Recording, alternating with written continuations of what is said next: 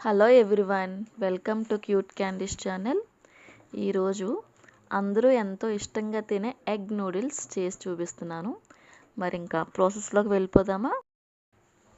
దానికోసం ముందుగా స్టవ్ వెలిగించుకుని ఒక గిన్నె పెట్టుకుని ఒక మెజర్మెంట్ ఒక గ్లాస్తో 3 గ్లాసెస్ ఆఫ్ వాటర్ వేసాను.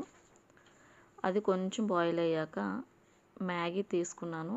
అది మొత్తం అంతా విరిపి పెట్టుకుని ఆ వాటర్లో వేసి కొద్దిసేపు ఉడకనివ్వాలి. అలా ఉడుకుతున్నప్పుడే ఒక స్పూన్ ఆయిల్ వేయాలి. నేను వేయడం మర్చిపోయాను. అలా ఆయిల్ వేయడం వల్ల ఏంటంటే ఒకదానికొకటి అతుక్కోకుండా విడివిడిగా పొడి పొడిగా వస్తుందన్నమాట. సో ఒక స్పూన్ ఆయిల్ వేసుకోవాలి. ఒక 70% ఉడికితే చాలండి. అది ఉడికిన తర్వాత మనం ఒక చిల్లులున్న గిన్నెలోకి తీసుకొని మొత్తం వాటర్ అంతా స్ట్రెయిన్ చేసుకోవాలి. దాంట్లో ఒక 2 గ్లాసుల వరకు చన్నీళ్ళు వేసుకోవాలి.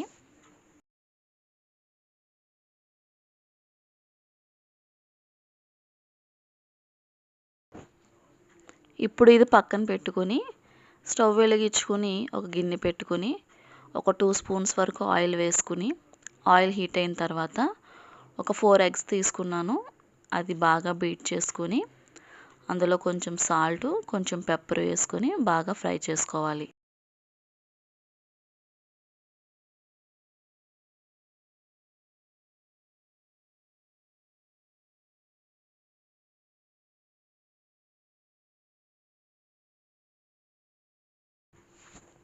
ఇలా చూపించిన విధంగా గరిటతో చిన్న చిన్న ముక్కలుగా దాన్ని ఎగ్ని మొత్తం ఫ్రై చేసుకోవాలి. మరీ పెద్దవి కాకుండా. ఇలా ఫ్రై చేసుకున్న దాంట్లోకి ఒక 1/2 స్పూన్ వరకు కారం వేసుకున్నాను. మీకు కొంచెం స్పైసీగా కావాలంటే 1 స్పూన్ వేసుకోండి.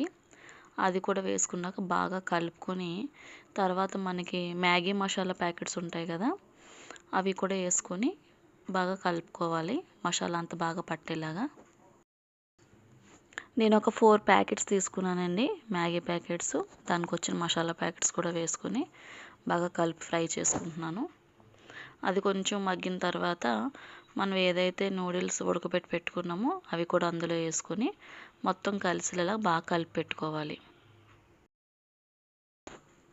ఇందులో మీరు ఎగ్ ఫ్రై చేసుకున్నప్పుడే వెజిటేబుల్స్ ఏమన్నా వేసుకోవచ్చు. అంటే క్యారెట్, క్యాప్సికమ్,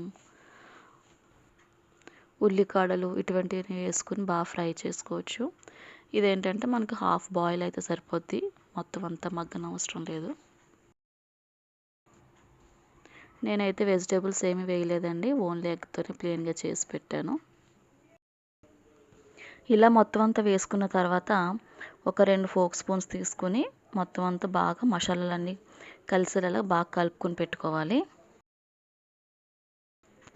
ఇలా కలుపుకున్న తర్వాత ఒక 5 మినిట్స్ ఉంచి చివరిగా ఉల్లిపాయ ముక్కలు అలాగే కొత్తిమీర ఇవన్నీ వేసుకుని మనం గార్నిష్ చేసుకుంటే ఎంతో టేస్టీగా వేడివేడిగా ఎగ్ నూడిల్స్ రెడీ అయిపోయినట్టే. అంతేనండి, ఇదంతా ఒకసారి కలుపుకొని మనం సర్వ్ చేసుకోవడమే. మీకు కనుక నా వీడియో నచ్చినట్లయితే ప్లీజ్ సపోర్ట్ చేయండి. Thank you.